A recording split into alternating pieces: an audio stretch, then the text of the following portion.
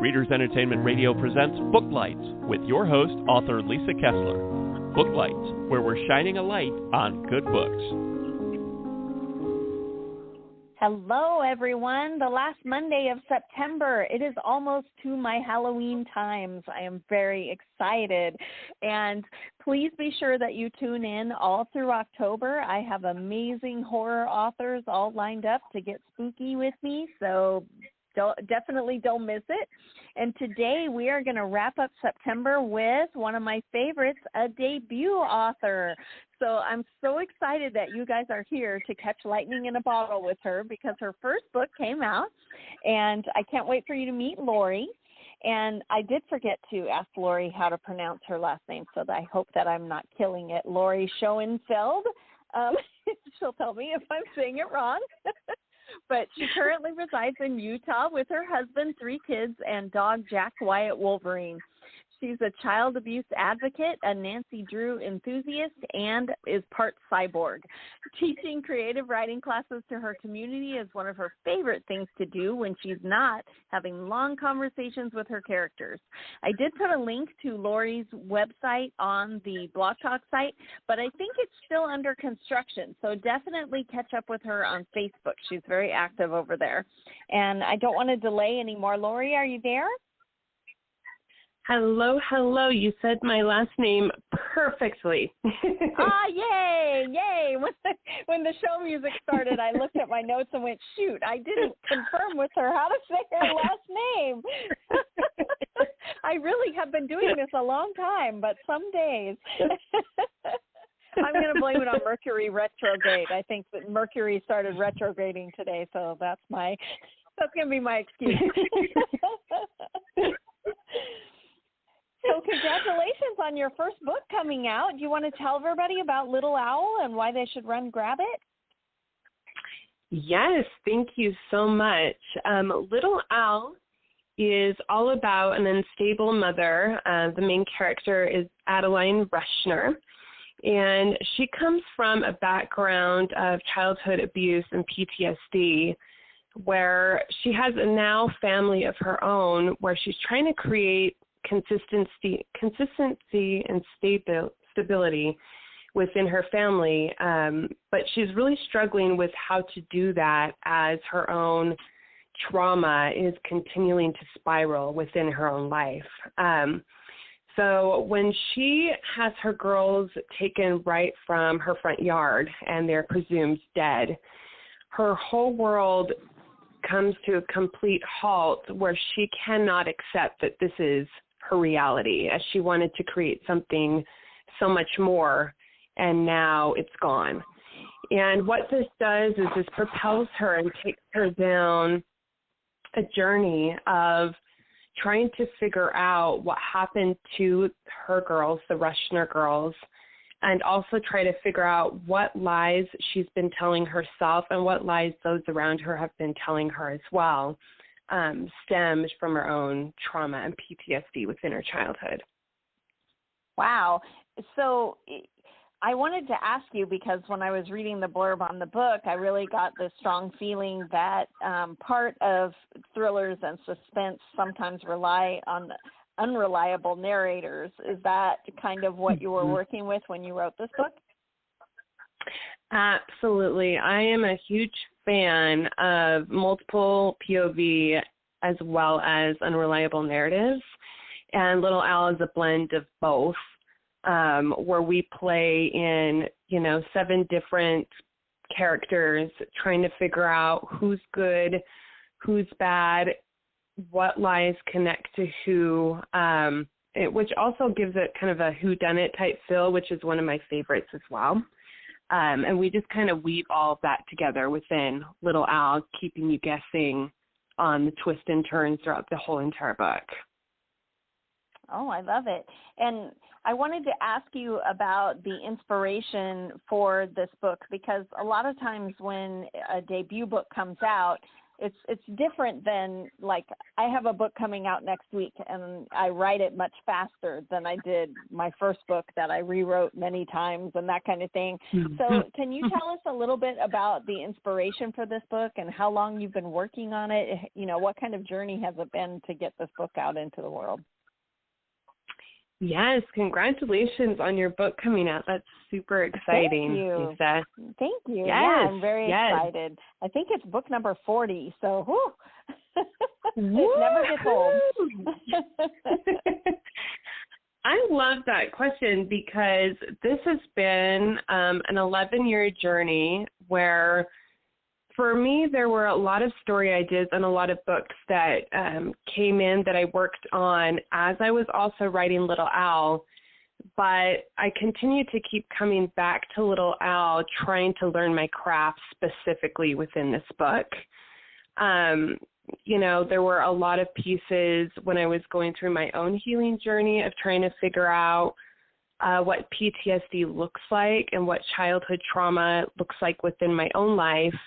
I was also really investigating those pieces within my characters in a fictional way as well, which was interesting because the pieces that I personally was struggling with trying to understand within my own life, it was much easier for me to look at those pieces within a fictional character. Because it wasn't as scary and it was more playful and wondrous because you're going through a journey with an avatar of, oh, we're going in this deep, dark, scary hole, but it's okay because we're going to figure it out, where in real life, oftentimes the deep, dark, scary hole, we're like, we don't want to go in there. We're not going to get out. You know what I mean? And so I investigated a lot of my own journey with Adeline Rushner, my main character, but it also unfolded and became its own journey and their own stories as well. We just were kind of on the journey together, figuring out our own inner battles. So I feel like it really needed that 11 years because it was very much a part of my heart was invested in trying to understand myself and also the story as well. So, and you're a mom. You have 3 kids, and how scary! Like the worst fear of a mother is something happening to your children. So, how scary was it for you writing those kind of scenes in this book? Did it hit close to home? Yeah, it was. I started writing originally not planning for this to be a novel. When my little girls, my youngest was 1 and my oldest was 3 at the time. And as I was having a lot of PTSD coming in within my life, one of my biggest fears was this panic that sat on my chest all the time that something horrible was going to happen to them. And I could not figure out how to help support myself and allow myself to feel this fear, but how to also move forward from this fear as well. And writing was a big part for me of placing all my fears on paper, being very honest about what I was feeling, why I was feeling it, investigating through my writing. And that was kind of the first thing that helped me be able to take a look at my own healing journey of what was scaring me, what was giving me my own triggers. But then also it developed into the story that I had never planned on creating, just naturally and organically, the more I started investigating my own questions to why I'm feeling fear. So yeah, it was definitely scary, but it was also very healing as I allowed myself to be really honest about that I have fears, that I'm really afraid, but that I also want to find a way to move through my fears as well, which was very relatable and healing to me as well. I love that. And so that sort of dovetails into my next question is about readers always like to know what a writer's journey looked like. Did you always want to be a novelist, or did that happen through you exploring your own PTSD and then you went, hey, I have an idea for a book, or, what did your writing journey look like? When I was a little kid, I was that kid that had like 7 things I wanted to be when I grew up, and writing was one of them. I wanted to be an author, and I wanted to interview other authors, and I wanted to be a reporter and a mom. And so it's really interesting that this novel, I feel like, blended so many pieces of those 7 different things for me, where I was bringing all of my journey as a mom into the story. I was becoming my own investigator and reporter. I was able to talk to my characters and interview them like I was having a show, but then also write the story. And so I brought all those little pieces together to be all that I wanted to be in Little Owl. But yeah, I've always wanted to be an author and a writer. I never dreamed of writing this type of a story. It was more, when I grew up, it was more like I want to do mysteries, and I want to do like paranormal fantasy was kind of where my wheelhouse was for a long time. Right. But my heart was really calling to this specific story, that this was the one that I needed to write and I needed to share for me, but then also that there was a message in there for those who would read it as well, that needed it as well. So I love that. And so does that mean that you see yourself writing different genres in the future, or are you going to stick with thrillers?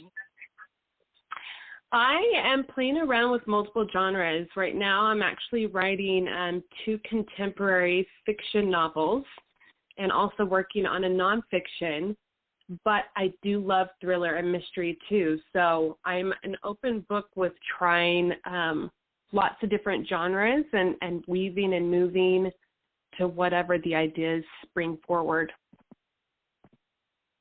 I love that. So your next book, we were talking before the show started about Little Owl, if it would be a standalone or a series, and you had mentioned that you think it might become a series. Are you going to write more in that world? Yes.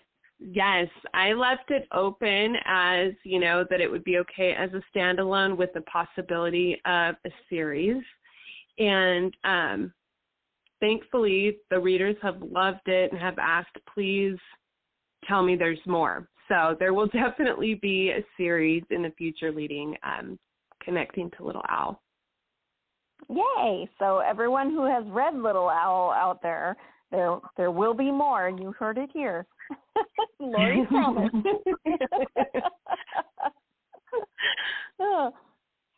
Okay, well, that also, I know that you, besides authoring, you wanted to be a reporter and an interviewer and all that kind of thing, and you sort of are doing that as well because you have your own podcast called the Enlightenment Podcast. Do you want to tell everyone about that?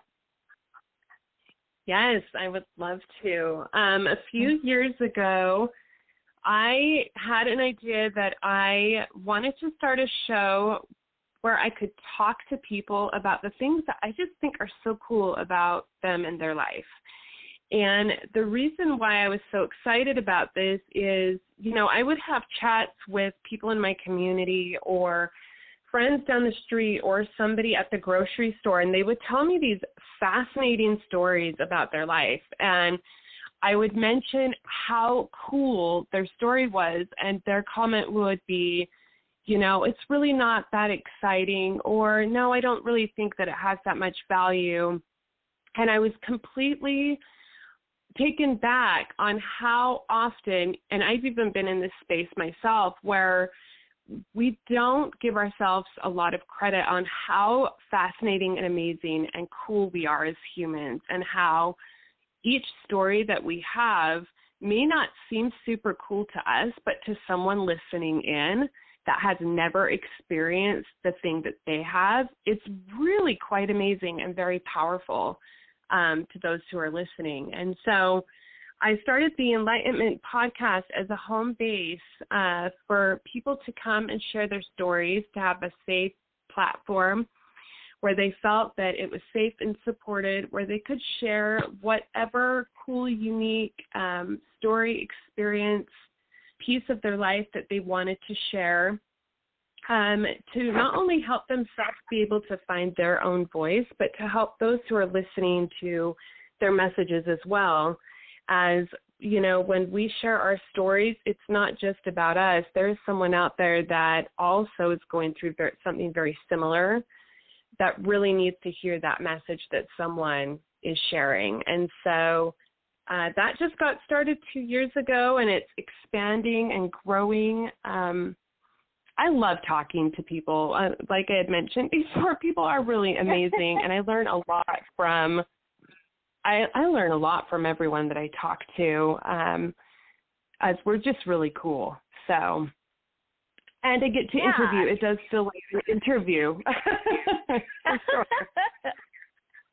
Yeah, I love that. And for people who are listening now, how do they find the Enlightenment podcast? Where can they listen?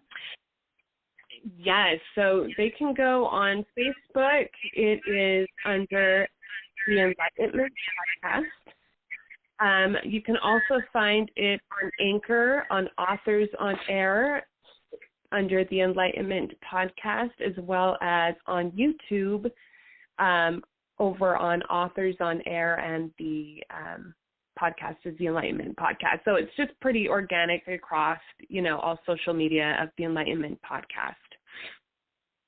And how often do you do your podcast?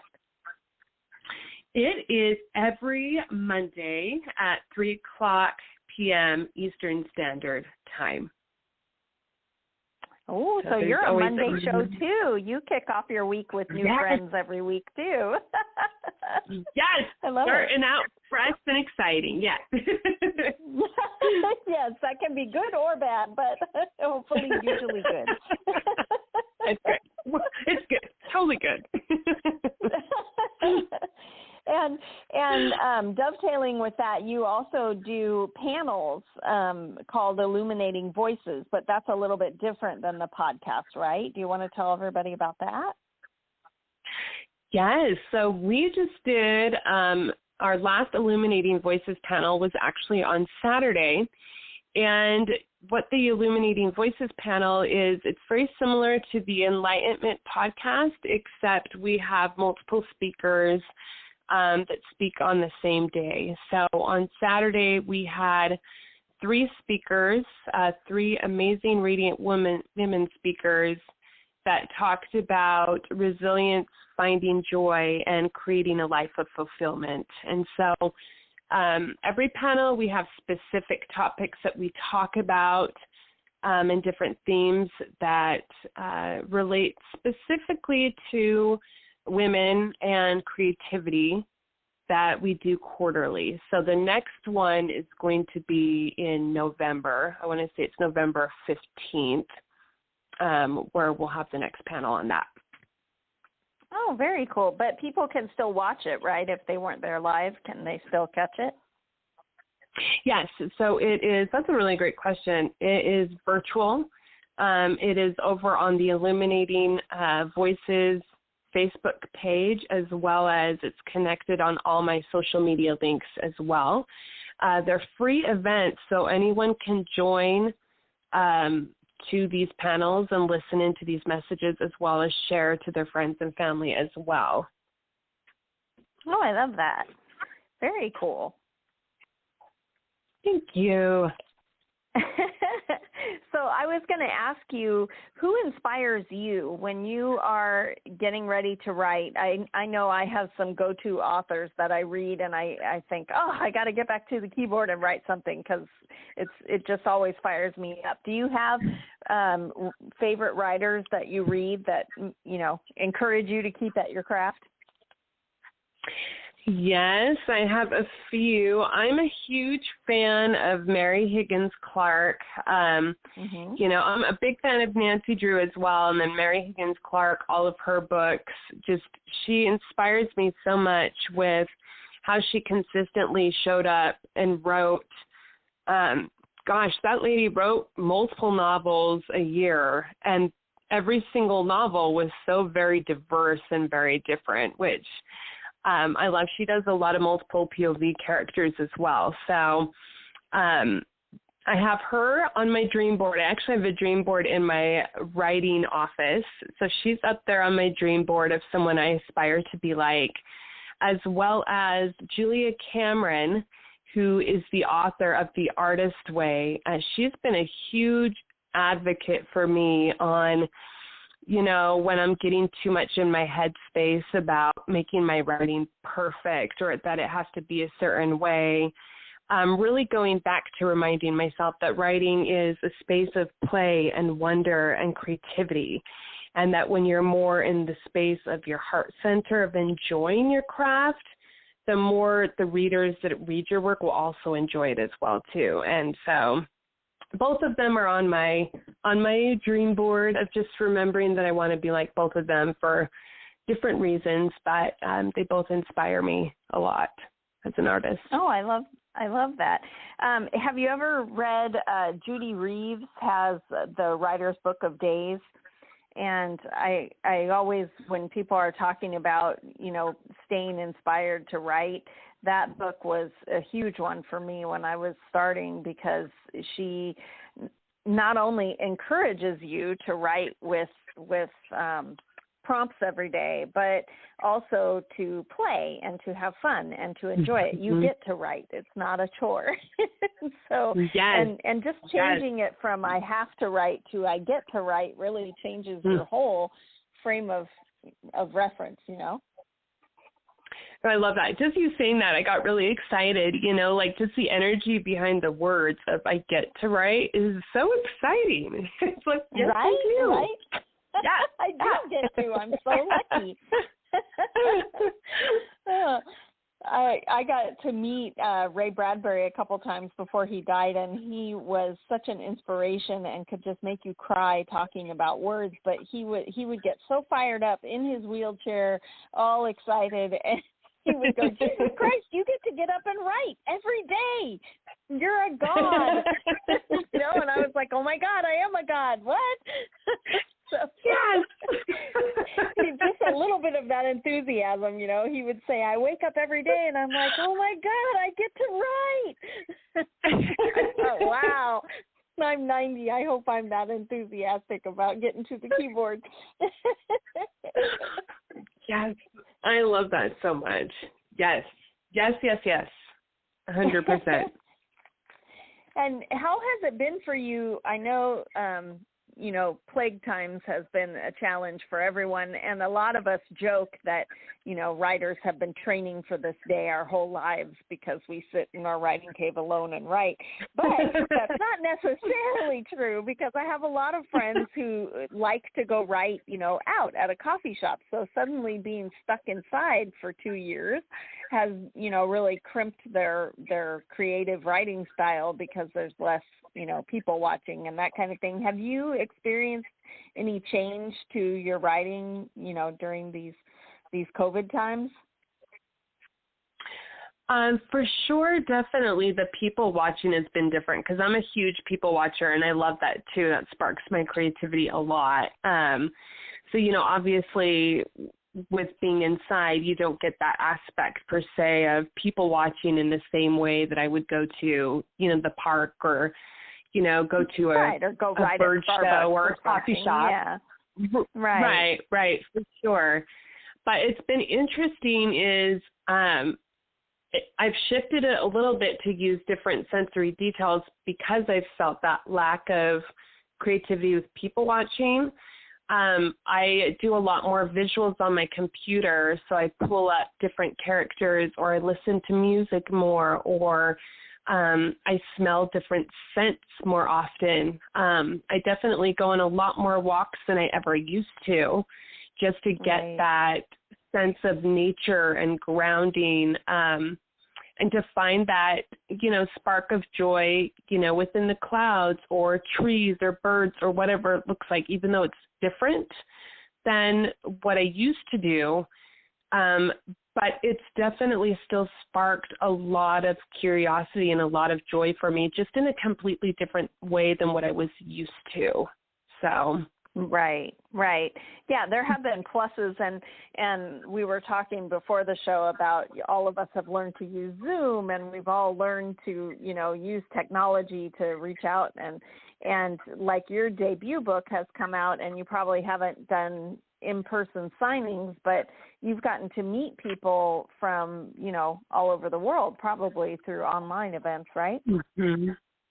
Yeah. It's definitely, I love that we talked about that earlier too, because it's definitely expanded. There's been a lot of people that I've connected to now and in different ways than I'd never had done before online. I'm talking to people just all over the world, readers that are really enjoying Little Owl, that are making these really cool like memes and posters, and there's just this really cool connection, even though it's not person to in person connection. Right.